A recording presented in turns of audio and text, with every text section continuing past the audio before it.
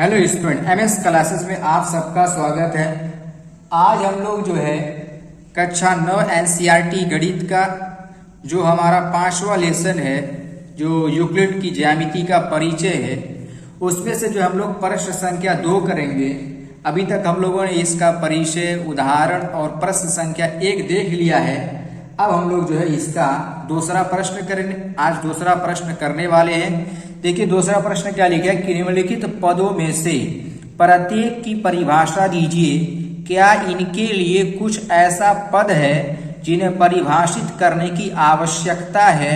वे क्या हैं और आप इन्हें कैसे परिभाषित कर पाएंगे? ये चीज क्वेश्चन में क्या है। तो पहला क्वेश्चन इसमें अंदर क्या है कि समांतर रेखाएं। ये इसका पहला क्वेश्चन हमारा है, समांतर रेखाएं।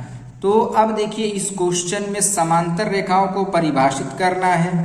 तो देखिए मैंने समांतर रेखाओं को परिभाषित किया हुआ है। क्या है लिखा है कि किसी समतल में बनी ऐसी रेखाएं जो कभी नहीं मिलती वो समांतर रेखा कहलाती है। अगर हम बात करें ट्रेन की पटरियों की, तो ये हमारी जो ट्रेन की पटरियां होती हैं, ये हमारी कैसी होती है? समांतर रेखा होती है।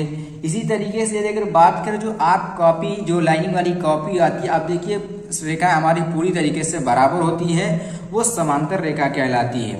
अच्छा, इसमें फिर आगे क्वेश्चन में लिखा है कि क्या इनमें कुछ ऐसे पद है जिन्हें परिभाषित करने की आवश्यकता है? तो देखते हैं इसमें क्या क्या पद है। रेखा, इसके अंदर एक पद हमारा रेखा। तो रेखा क्या होती है कि एक रेखा चौड़ाई रहित लंबाई होती है। इसको हम लोगों ने पहले भी परिभाषित कर लिया है कि रेखा जो होती है वो हमारी चौड़ाई रहित लंबाई होती है। आप लोग जो है इसको देखे भी हैं।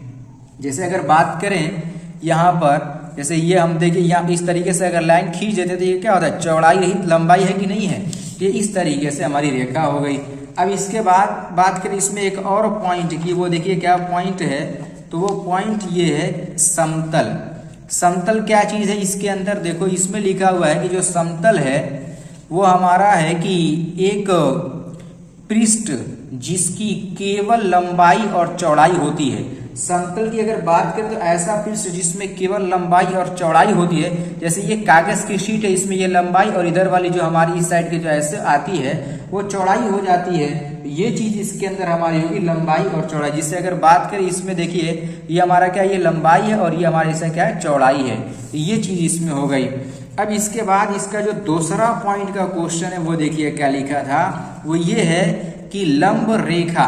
तो लंब रेखा को परिभाषित करना है कि लंब रेखा क्या चीज होती है।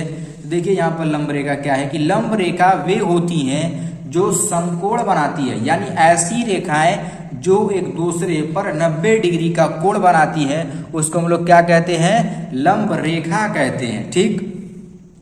अब इसके बाद इसके अंदर जो पॉइंट है परिभाषित करने के लिए वो कौन कौन से? तो रेखा को अभी हमने ऊपर पढ़ा कि एक रेखा जो होता है चौड़ाई रहित लंबाई होती है, ऊपर हमने अभी देखा भी है। अब इसके अंदर एक चीज आती है कोण। तो कोण क्या चीज होता है? इसको हम लोगों ने अभी गणित के अंदर पढ़ा था, लेकिन यहाँ पर परिभाषित करने के लिए कहा है तो बता देते हैं। क्या हो जाएगा कि जब दो किरणें सरल रेखाएं किसी एक समापन बिंदु पर आकर मिलती हैं तो उस बिंदु पर एक झुकाव बनता है जिसे कोण कहा जाता है।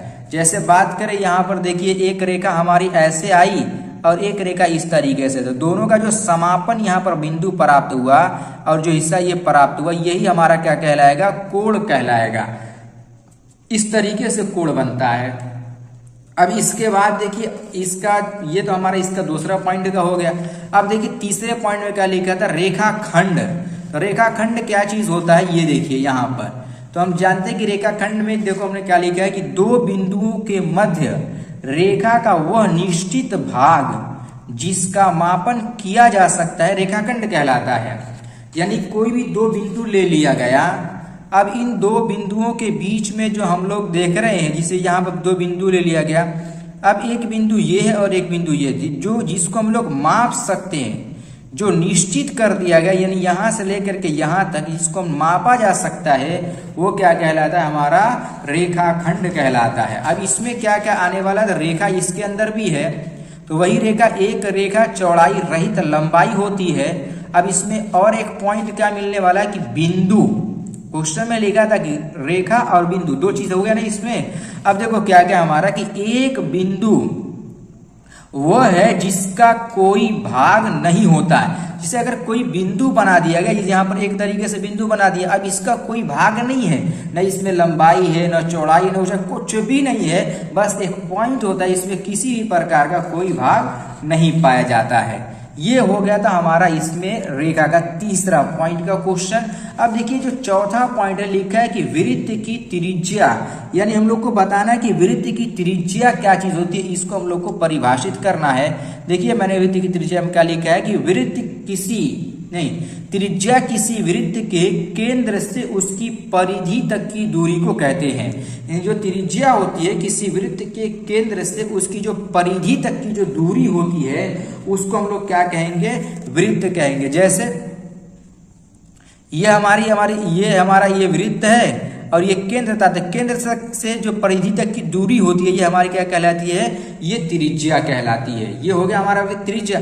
अब इसके अंदर जो पार्ट प्रयोग किया गया, जो बिंदु प्रयोग किया गया वो क्या है, वृत्त का प्रयोग किया गया। वृत्त क्या चीज होता है, तो किसी एक निश्चित बिंदु से समान दूरी पर स्थित बिंदुओं का बिंदुपथ वृत्त कहलाता है। अब जैसे ये जो वृत्त हमारा है एक निश्चित बिंदु से, यानी इस बिंदु से जो ये दूरियां है ये हर जगह समान है।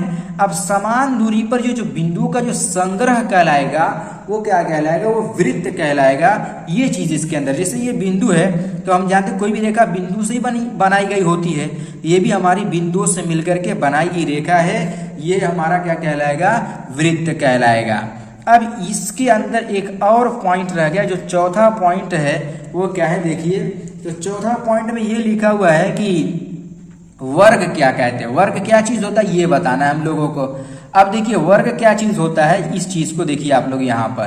तो वर्ग किसे कहते हैं कि यदि किसी चतुर्भुज की चारों भुजाएं बराबर हों और चारों कोण समकोण हों तो उसे चतुर्भुज कहते हैं, उस चतुर्भुज को वर्ग कहते हैं। जैसे ये चारों भुजाएं बराबर हो जाए हमारी और ये प्रत्येक कोण 90 डिग्री का हो हमारा, तो प्रत्येक कोण यदि अगर 90 डिग्री का हो जाएगा और चारों भुजाएं भी बराबर हो जाएंगी तो इसको हम लोग क्या कहेंगे, वर्ग कहेंगे। अब इसके अंदर क्वेश्चन कर रहा है कि कौन कौन सा पार्ट यूज किया गया है, तो वो देखिए सबसे पहला पॉइंट है चतुर्भुज। चतुर्भुज क्या होता है कि चार सरल रेखाओं से घिरा बिंदु बंद आकृति क्या कहलाएगी, चतुर्भुज कहलाएगी। यानी चार सरल रेखाओं से जो आकृति प्राप्त होती है उसको हम लोग क्या कहते हैं, चतुर्भुज कहते हैं। जैसे बात करें यहाँ पर इस तरीके से देखिए, ऐसे ये चार सरल रेखा है, चार सरल हमारी घिरी रेखाएं हैं, इससे जो बनी आकृति प्राप्त हुई उसको चतुर्भुज कह दिए। अब कोण क्या चीज होता है वो देखिए, तो जब दो किरणों या सरल रेखाओं किसी एक समापन बिंदु पर आकर मिलती है तो उस बिंदु पर एक झुकाव बनता है जिसे कोण कहते हैं। ये वाला एक रेखा का समापन ये हुआ, एक रेखा का समापन ये हुआ, ये जो चीज मिला करके बना इसको हम लोग क्या कहते हैं, कोण कहते हैं। क्या बोलते हैं हम लोग इसको, कोण कहते थे। ये चीज हम लोग को इस तरीके से इसमें हल करना था। ये था हमारा जो है क्वेश्चन नंबर 2।